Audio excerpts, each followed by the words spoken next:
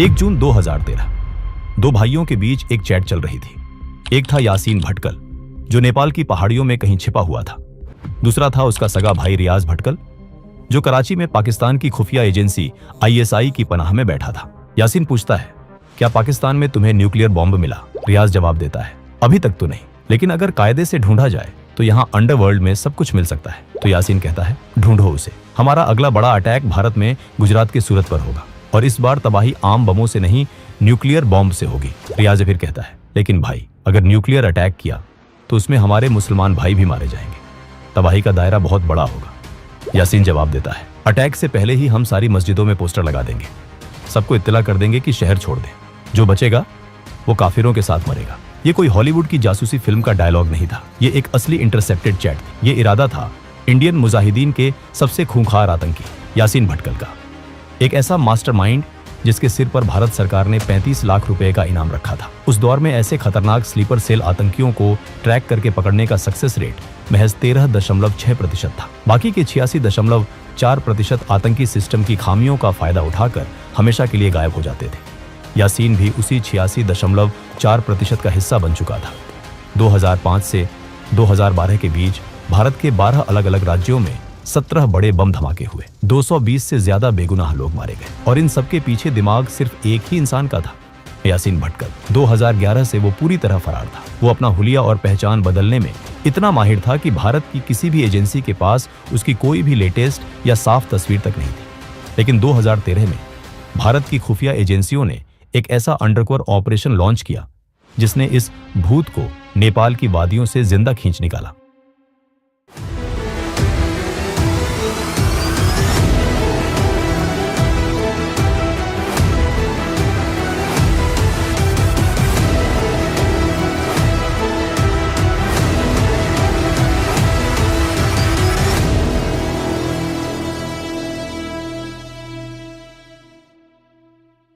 कर्नाटक के तटीय इलाके में एक छोटा सा कस्बा है भटकल। इसी कस्बे की गलियों में मोहम्मद अहमद जरार सिद्दी बापा का बचपन बीता, जो आगे चलकर दुनिया के लिए यासीन भटकल बनने वाला था। यासीन कोई अनपढ़ या गरीब लड़का नहीं था। उसके परिवार का दुबई में एक अच्छा खासा बिजनेस था, लेकिन 90 के दशक में जब भारत में students Islamic movement of India Simi जैसी कट्टरपंथी संस्थाओं ने जोर पकड़ना शुरू किया, तो यासीन और उसके दोनों भाई रियाज भटकल और इकबाल भटकल के दिमाग में जहर घुलने लगा। 2001 में जब भारत सरकार ने सिमी पर बैन लगा दिया, तो इन तीनों भाइयों ने एक नई और कहीं ज्यादा खूंखार संस्था की नींव रखी, इंडियन मुजाहिदीन। साल 2004, जाली बीच, कर्नाटक। भटकल शहर के बाहरी इलाके में एक बड़ा कोस्टल विला, यहाँ एक कैंप ऑर्गेनाइज किया गया। इसके पीछे थे रियाज और इकबाल भटकल। बाहर से देखने में ये एक समर कैंप लगता था। नौजवान लड़के स्विमिंग करते, जंगलों में ट्रैकिंग करते और एयरगन से निशाना लगाते। स्थानीय लोगों को कभी कभी छोटे धमाकों की आवाज आती, पर उन्हें लगता कि लड़के पटाखे फोड़ रहे हैं, लेकिन वहां भारत के खिलाफ ही साजिश बन रही थी। 2007 आते आते इंडियन मुजाहिदीन ने अपना खौफनाक चेहरा दुनिया के सामने रख दिया। ये ग्रुप सिमी का एक कट्टर और हिंसक हिस्सा था। उनका IT विंग मीडिया को एनक्रिप्टेड मैनिफेस्टो भेजता, बड़े हमलों की जिम्मेदारी लेता और देश में एक साइकोलॉजिकल खौफ पैदा करता। लेकिन इंडियन मुजाहिदीन सिर्फ एक स्वदेशी ग्रुप नहीं था। इंटेलिजेंस डोजर्स ने एक बड़े सिंडिकेट का पर्दाफाश किया, जिसे कराची प्रोजेक्ट कहा जाता है। पाकिस्तान की ISI और लश्कर-ए-तैयबा ने एक ऐसी रणनीति बनाई जिसमें वो फंडिंग और ट्रेनिंग पाकिस्तान में देंगे, लेकिन हमले भारतीय चेहरों के जरिए करवाएंगे। इससे वो दुनिया के सामने खुद को बेगुनाह दिखा सकते थे। रियाज और इकबाल के पाकिस्तान जाने के बाद यासीन भारत में फील्ड कमांडर बन गया, लेकिन यासीन खुद भी पाकिस्तान गया था। दुबई के रास्ते जाली इमिग्रेशन स्टैंप्स के जरिए उसने बॉर्डर पार किया। पाकिस्तान में उसका 50 दिन का मिलिट्री ग्रेड ट्रेनिंग प्रोग्राम चला। पाकिस्तान आर्मी के 6 इंस्ट्रक्टर्स ने उसे सिखाया कि एक आम बम और मास कैजुअल्टी IED में क्या फर्क होता है। यासीन भटकल ने बम बनाने, रिक्रूटमेंट करने और अवैध फंडिंग का पूरा इंफ्रास्ट्रक्चर अकेले कंट्रोल किया। 2008 में मुख्य बम मेकर आरिफ शेख के पकड़े जाने के बाद यासीन ने IED बनाने का काम खुद अपने हाथ में ले लिया। शुरुआत में उसके सर्किट ढीले होते थे, लेकिन जल्द ही उसने अपने डिजाइन इतने परफेक्ट कर ली कि वो फेल नहीं होते थे। Ammonium nitrate, RDX, ball bearings और सटीक डिजिटल टाइमर्स का खतरनाक कॉम्बिनेशन। वो उडुपी के इंडस्ट्रियल सोर्सेज से डेटोनेटर्स खरीदता था, इंडियन मुजाहिदीन का पहला मॉडल आजमगढ़ मॉडल था। पढ़े लिखे इंजीनियर, डॉक्टर और आईटी स्पेशलिस्ट्स पर बातला हाउस एनकाउंटर के बाद यह नेटवर्क टूट गया, क्योंकि पढ़े लिखे युवाओं का डिजिटल फुटप्रिंट होता है जिन्हें ट्रैक करना आसान होता है। यासीन ने अपनी रणनीति बदली। उसने दरभंगा मॉडल शुरू किया। बिहार और ग्रामीण महाराष्ट्र के अनपढ़ और गरीब युवा, इन लड़कों का कोई डिजिटल फुटप्रिंट नहीं था, इसलिए खुफिया एजेंसियां उन्हें ट्रैक नहीं कर पाती थी। इस सब को फंड करने के लिए इंटरनेशनल हवाला नेटवर्क और हाई क्वालिटी जाली नोटों को मार्केट में उतारा गया। दुबई से सीधे हवाला के जरिए ब्लैक मनी भारत आ रही थी। 2008 से 2013 तक भारत के कई शहर खून से लाल हुए। 26 जुलाई 2008 अहमदाबाद दानी लीमड़ा इलाके में यासीन और असदुल्लाह अख्तर उर्फ हड्डी ने एक सेफ हाउस किराए पर लिया। वहीं भारी मात्रा में विस्फोटक बनाए गए। अस्पताल और सिविलियन टारगेट्स पर 21 लगातार धमाके किए गए। 56 मौतें और 200 से ज्यादा लोग घायल हुए।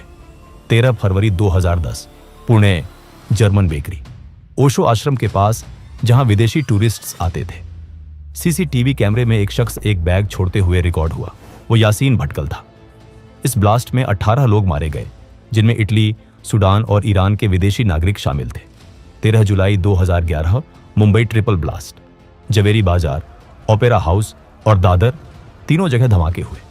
26 मौतें हुईं और 130 से ज्यादा लोग जिंदगी भर के लिए अपाहिज हो गए। और फिर आया इंडियन मुजाहिदीन का सबसे खतरनाक हमला। 21 फरवरी 2013 हैदराबाद, 2 धमाकों में 18 लोगों की मौत और 131 गंभीर रूप से घायल। यासीन भटकल अब देश का मोस्ट वांटेड बन चुका था। 12 अलग अलग राज्यों की एंटी टेरर यूनिट्स, आईबी और एनआईए सब इस एक आदमी के पीछे थे। यासीन भटकल कभी भी अपने नाम का मोबाइल फोन या ईमेल इस्तेमाल नहीं करता था। वो एक फोन सिर्फ कुछ सेकंड के लिए ऑन करता, कराची में बैठे अपने आकाओं को मैसेज भेजता और फिर उस फोन और सिम को तोड़कर फेंक देता। वो कभी एक ही चेहरे के साथ 2 बार नहीं दिखता था। कभी पूरी दाढ़ी, कभी फ्रेंच कट, कभी क्लीन शेव, हर बार एक नई पहचान। हालांकि यासीन भटकल 2009 में एक बार कोलकाता पुलिस के हत्थे चढ़ चुका था। कोलकाता में उसे नकली नोटों की तस्करी के शक में गिरफ्तार किया गया था। कोलकाता पुलिस को भनक तक नहीं लगी कि उनके लॉकअप में भारत का मोस्ट वांटेड आतंकी बंद है। कुछ ही दिनों में उसे जमानत मिल गई और वो मुस्कुराता हुआ पुलिस स्टेशन से बाहर निकल गया। इसके बाद यासीन भारत से गायब हो गया। वो सीधा नेपाल के रास्ते पाकिस्तान भागने की फिराक में था। 13 अगस्त 2013 पटना में मौजूद स्पेशल ऑपरेशंस ग्रुप एसओजी के हेडक्वार्टर में एक बहुत ही सीरियस और हाई लेवल मीटिंग चल रही थी। कमरे के अंदर इंटेलिजेंस ब्यूरो आईबी के जॉइंट डायरेक्टर और एसओजी के टॉप डिप्यूटीज मौजूद थे। सबका फोकस सिर्फ एक ही चीज पर था, यासीन के न्यूक्लियर बॉम्ब वाले इंटरसेप्टेड मैसेज का क्या मतलब है। क्या वाकई इंडियन मुजाहिदीन भारत में कुछ बड़ा करने वाला है? तभी एसओजी के टीम लीडर का एनक्रिप्टेड फोन वाइब्रेट होता है। स्क्रीन पर एक अनजान नंबर था। ये कॉल नेपाल में बैठे उनके एक इन्फॉर्मर का था। सर, जो फोटोग्राफ आईबी ने पिछले साल भेजी थी, वैसा ही एक शख्स नेपाल के पोखरा में दिखा है। पूरी बात बताओ, तुम श्योर हो? वो अपना हुलिया गिरगिट की तरह बदलता है। सर, फोटो में उसके लंबे बाल और दाढ़ी हैं, लेकिन जो आदमी मैंने देखा है वो क्लीन शेव है। उसके बाल एकदम छोटे हैं, लेकिन सर उसकी आंखें बिल्कुल उसी शख्स से मिलती हैं। वो सस्पेक्ट पोखरा में डॉक्टर यूसुफ नाम से एक यूनानी डॉक्टर बनकर रह रहा है। ये सुनते ही एसओजी टीम अलर्ट हो गई। यूनानी डॉक्टर यूसुफ, ये वो फेक आइडेंटिटी थी जिसका इस्तेमाल यासीन ने बिहार के दरभंगा में अपना आतंकी नेटवर्क खड़ा करने के लिए किया था। टीम लीडर तुरंत मीटिंग रूम में वापस आए और आईबी के जॉइंट डायरेक्टर को यह खबर दी। अब वक्त था दिल्ली हेडक्वार्टर से परमिशन लेने का। जॉइंट डायरेक्टर ने हॉटलाइन पर दिल्ली के DIB, director of intelligence bureau को फोन मिलाया। सर, हमारे पास एक कंफर्म लीड है। यासीन नेपाल के पोखरा में छिपा है। हमें तुरंत एक टीम नेपाल भेजनी होगी। लेकिन हमारी रिपोर्ट्स के मुताबिक यासीन इस वक्त नेपाल या भारत में है ही नहीं। वो कराची में अपने भाइयों के साथ ऐश कर रहा है। दिल्ली के बड़े अफसर किसी भी हालत में नेपाल में कोई अंडर कवर ऑपरेशन करने की परमिशन नहीं देना चाहते थे। इसका कारण साफ था, अगर ये ऑपरेशन फेल हुआ या उन्होंने किसी गलत आदमी को उठा लिया तो इंटरनेशनल लेवल पर भारत और नेपाल के बीच भारी डिप्लोमेटिक बवाल मच सकता था। दिल्ली से ना सुनने के बाद मीटिंग रूम में सन्नाटा छा गया। लगा जैसे भारत एक बार फिर अपने सबसे बड़े दुश्मन को अपने हाथ से जाने देगा। लेकिन एसओजी लीडर हार मानने वालों में से नहीं थे। मीटिंग के बाद वो सीधे जॉइंट डायरेक्टर के केबिन में गए। सर, ये चांस हम मिस नहीं कर सकते। मेरा सोर्स पुख्ता है, अगर आज हमने उसे छोड़ दिया तो कल और बम फटेंगे और खून हमारे हाथों पर होगा। जॉइंट डायरेक्टर ने कुछ देर सोचा। एक तरफ दिल्ली का ऑर्डर था और दूसरी तरफ देश की सुरक्षा। आखिरकार उन्होंने एक ऐसा फैसला लिया जो उनकी पूरी नौकरी दांव पर लगा सकता था। ठीक है, हम अनऑफिशियल तरीके से जाएंगे। तुम सबको अपना रूप बदलना होगा। कोई सरकारी आईडी नहीं, कोई वेपन नहीं, कोई पुलिस कार्ड नहीं। तुम टूरिस्ट बनकर नेपाल जाओगे। अगर तुम वहां पकड़े गए तो नेपाल की जेल में सड़ोगे। एसओजी लीडर ने 5 लोगों की एक बेहद चुनिंदा अंडरकवर टीम बनाई, लेकिन ऑपरेशन शुरू करने से पहले ही एक बड़ी दीवार सामने खड़ी हो गई। पैसा। क्योंकि ये एक अनऑफिशियल ऑपरेशन था, इसलिए सरकार की तरफ से कोई सीक्रेट फंड सैंक्शन नहीं हुआ था। सरकारी पैसा आने में हफ्तों लग जाते, तो एसओजी टीम लीडर ने अपनी जेब से पैसे लगाए। उन्होंने अपने एक करीबी दोस्त से 40,000 रुपए उधार लिए। इन्हीं उधार के पैसों से नेपाल के इंटरनेशनल रोमिंग वाले सिम कार्ड्स खरीदे गए, गाड़ियां बुक की गई और इन्फॉर्मर को देने के लिए लॉजिस्टिक्स का खर्चा निकाला गया। दोस्तों, वीडियो में आगे बढ़ने से पहले मैं आपसे बस 30 सेकंड की एक जरूरी बात करना चाहता हूं। आप लोग मेरे वीडियो को बहुत प्यार देते हो, और अगर आप भी मेरे जैसे 2D एनिमेशन वीडियो बनाना सीखना चाहते हो, वो भी AI की मदद से, तो मैंने आपके लिए एक कंप्लीट कोर्स बनाया है, जिसमें मैंने स्टेप बाय स्टेप सिखाया है कैसे कोई वीडियो वायरल होता है, कैसे सही टॉपिक चुना जाता है, कैसे मेरे जैसे एंगेजिंग स्क्रिप्ट्स लिखी जाती हैं, कैसे AI की मदद से 2D एनिमेशन विजुअल्स बनाए जाते हैं, कैसे AI से वॉइस ओवर जनरेट करते हैं, और कैसे एक क्लिक में वायरल थंबनेल्स तैयार किए जाते हैं। अभी इस कोर्स पर 50% का लिमिटेड ऑफर चल रहा है। ये ऑफर सिर्फ पहले 100 यूजर्स के लिए, तो देर मत कीजिए। डिस्क्रिप्शन में दिए गए लिंक पर क्लिक करें और आज ही ज्वाइन करें। 20 अगस्त 2013 दोपहर के 2 बजे टीम बिहार के मोतिहारी पहुंचती है। यहां ईस्ट चंपारण के ढाकड़ एसपी विनय कुमार उनके साथ जुड़ते हैं। विनय कुमार का नेपाल पुलिस और वहां के लोकल नेटवर्क में जबरदस्त होल्ड था। वीरगंज बॉर्डर पार करके ये टीम करीबन 280 किलोमीटर का सफर तय करके पोखरा पहुंचती है। उन्होंने पोखरा के माउंट व्यू होटल में चेक इन किया। उनका हुलिया पूरी तरह बदल चुका था। बर्म्यूडा शॉर्ट्स, चटक रंग की टी शर्ट और गले में कैमरास लटकाए भारत के टॉप इंटेलिजेंस ऑफिसर्स अब नेपाल घूमने आए टूरिस्ट्स बन चुके थे। अगले दिन टीम को पोखरा में अपनी पहली बड़ी लोकल लीड मिलती है। बाल बहादुर थापा उर्फ AK अब्दुल्ला। बाल बहादुर थापा का इतिहास भी कम दिलचस्प नहीं था। वो कभी इंडियन आर्मी का एक आम सैनिक हुआ करता था, लेकिन कुछ साल पहले उसने अचानक नौकरी छोड़ दी, इस्लाम कबूल किया और नेपाल जाकर बस गया। अब उसका काम था नेपाल में घुसपैठ करने वाले संदिग्ध जिहादियों को छुपने की जगह मुहैया कराना, उन्हें मस्जिदों में पनाह दिलाना और उनका लॉजिस्टिक्स सपोर्ट संभालना। इन्फॉर्मर ने एसओजी टीम को बताया कि ये अब्दुल्ला ही डॉक्टर यूसुफ यानी कि यासीन भटकल का मुख्य केयरटेकर है। जब यासीन पोखरा आया था तो उसने खुद को एक मजलूम मुसलमान बताया था जो इस्लाम की राह पर कुछ बड़ा करना चाहता था। अब्दुल्ला ने उसे पनाह दी थी। 22 अगस्त 2013 टीम ने एक खतरनाक प्लान बनाया। इन्फॉर्मर को बोला गया कि वो अब्दुल्ला से कांटेक्ट करे और उसे नमाज पढ़ने के लिए कहीं लेकर जाए। टीम को देखना था कि अब्दुल्ला इन्फॉर्मर को कहां लेकर जाता है। इन्फॉर्मर ने फिर अब्दुल्ला से कांटेक्ट किया और कहा कि उसे नमाज पढ़ने के लिए किसी अच्छी जगह ले जाए। दोपहर 1:30 पर इन्फॉर्मर और अब्दुल्ला एक कार में निकले। उनके ठीक पीछे 2 किराए की मोटर बाइक्स पर टूरिस्ट्स के भेस में एसओजी के कमांडोज लगे हुए थे। करीब 2 किलोमीटर दूर पोखरा के ओरेगांव चौक हाईवे के पास वो कार रुकी। ये एक बहुत ही अजीब सी लोकेशन थी। हाईवे के ठीक किनारे एक छोटा एकांत सा घर था। वहां से पूरा 1 किलोमीटर लंबा हाईवे साफ दिखता था, जिससे दूर से आती किसी भी पुलिस की गाड़ी को आसानी से देखा जा सकता था। अब्दुल्ला इन्फॉर्मर को उस घर के अंदर लेकर जाता है। एसओजी की टीम दूर से निगरानी कर रही थी। तभी एक अजीब इत्तेफाक हुआ। एक मोटर बाइक तेजी से आई और उस पर पीछे बैठा एक शख्स फुर्ती से उतरा और उस घर के पिछले दरवाजे से अंदर घुस गया। दूर से देखने पर भी उस शख्स की चाल ढाल और बॉडी लैंग्वेज टीम के दिमाग में छपी यासीन भटकल की क्रिमिनल प्रोफाइल से मैच कर रही थी। जब इन्फॉर्मर उस घर से बाहर आया तो उसने कंफर्म किया, सर यही वो घर है, यही उसका हाइड आउट है। लेकिन एसओजी टीम सिर्फ एक झलक के आधार पर दिल्ली को कन्विंस नहीं कर सकती थी। उन्हें सॉलिड सबूत चाहिए था। अगले दिन टीम ने इन्फॉर्मर को वापस उसी घर में भेजा, इस बार एक नए प्लान के साथ। इन्फॉर्मर ने अब्दुल्ला से कहा कि उसे एक गुप्त बीमारी है और वो सिर्फ उस यूनानी डॉक्टर से ही इलाज कराना चाहता है। अंदर जाकर इन्फॉर्मर ने जो देखा उसने उसके होश उड़ा दिए। यह शख्स देखने में गोरा और कश्मीरी लग रहा था, लेकिन टीम ने उसे 3 खास फिजिकल ट्रेट्स नोटिस करने को कहे थे जो यासीन भटकल के थे। माथे पर बालों का एक अजीब सा गुच्छा, जिसे वो पीछे की तरफ संवारता था, माथे पर एक पुराना हल्का सा कटने का निशान और आगे के 2 दांत जो थोड़े बाहर की तरफ निकले हुए थे। इन्फॉर्मर ने इन तीनों निशानों को अपनी नजरों से कंफर्म किया, लेकिन असली तुरुप का इक्का कुछ और था। बात करते हुए इन्फॉर्मर ने चतुराई से अपनी जेब में रखे फोन का वॉइस रिकॉर्डर ऑन कर लिया था। उसने यूनानी डॉक्टर से लंबी बातचीत की और उसकी आवाज का एक crisp clear audio sample record कर लिया। जब ये ऑडियो एन्क्रिप्टेड लाइन के जरिए दिल्ली भेजा गया तो इंटेलिजेंस ब्यूरो की टेक्निकल विंग ने उसका फोनेटिक एनालिसिस किया। एक्सपर्ट्स ने चेक किया कि वो वावल्स का प्रोनाउंसिएशन कैसे करता है। रिपोर्ट ने पूरे आईबी हेडक्वार्टर्स में खलबली मचा दी। हिंदी बोलने के उस लहजे में, उस एक्सेंट में साउथ वेस्ट महाराष्ट्र का डीप टच था। बिल्कुल वैसा ही एक्सेंट जहां यासीन और उसके भाई रियाज की शुरुआती पढ़ाई हुई थी।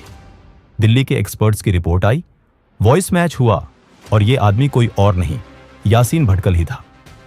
यह सुनते ही पटना में जॉइंट डायरेक्टर ने दिल्ली फोन घुमाया।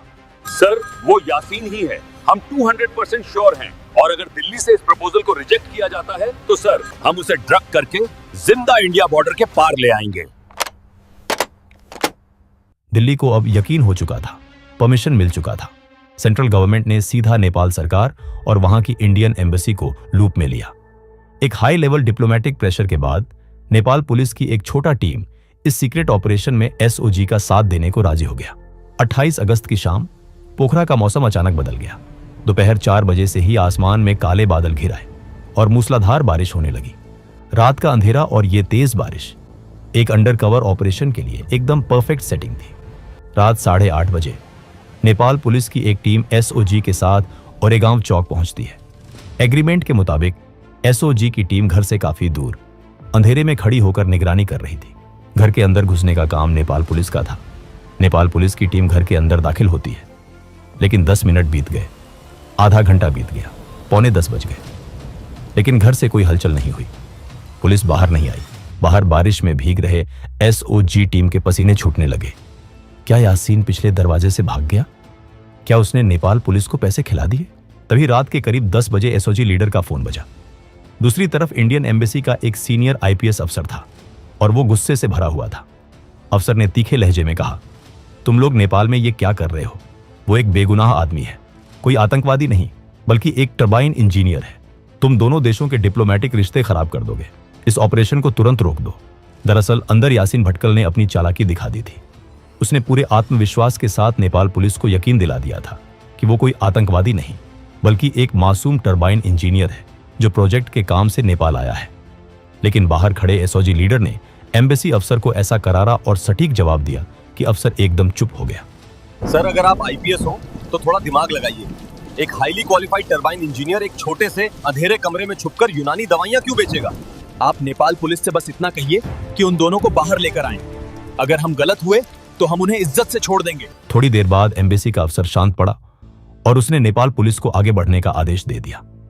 रात 10:10 पर नेपाल पुलिस 2 संदिग्धों को बाहर लेकर आई। थोड़ी सख्ती और पूछताछ के बाद उस शख्स का आत्मविश्वास टूट गया और उसने अपना जुर्म कबूल कर लिया। हाँ, मैं ही यासीन भटकल हूं। उसके साथ जो दूसरा आदमी था वो भी कोई साधारण व्यक्ति नहीं था।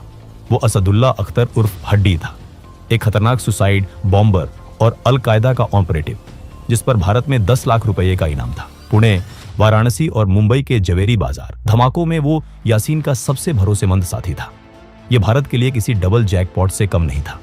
इसके बाद नेपाल पुलिस ने दोनों को अपनी गाड़ियों में बैठाया और एसओजी टीम को उनसे दूर रहने के लिए कहा, ताकि चेक पॉइंट्स पर किसी तरह का शक या सवाल न उठे। 29 अगस्त की सुबह करीब 6 बजे एसओजी की टीम ने यासीन भटकल और हड्डी को नेपाल पुलिस से हैंडओवर लिया और भारत के बिहार बॉर्डर बेतिया में एंट्री की। भारत का सबसे खूंखार आतंकी आखिरकार पकड़ में आ चुका था। एक ऐसा मास्टरमाइंड जो कभी फोन का इस्तेमाल नहीं करता था, हर दूसरे दिन अपना ठिकाना बदल देता था और जिसने सालों तक भारतीय इंटेलिजेंस एजेंसियों को चकमा दिया। वो आखिरकार एक बेहद साहसी एसओजी टीम के सामने हार गया। इस गिरफ्तारी को गुप्त रखा जाना था, लेकिन दिल्ली में बैठे कई बड़े मंत्री और वरिष्ठ अधिकारी, जिनका इस ऑपरेशन में कोई रोल तक नहीं था, मीडिया के सामने आकर इसका पूरा श्रेय लेने लगे।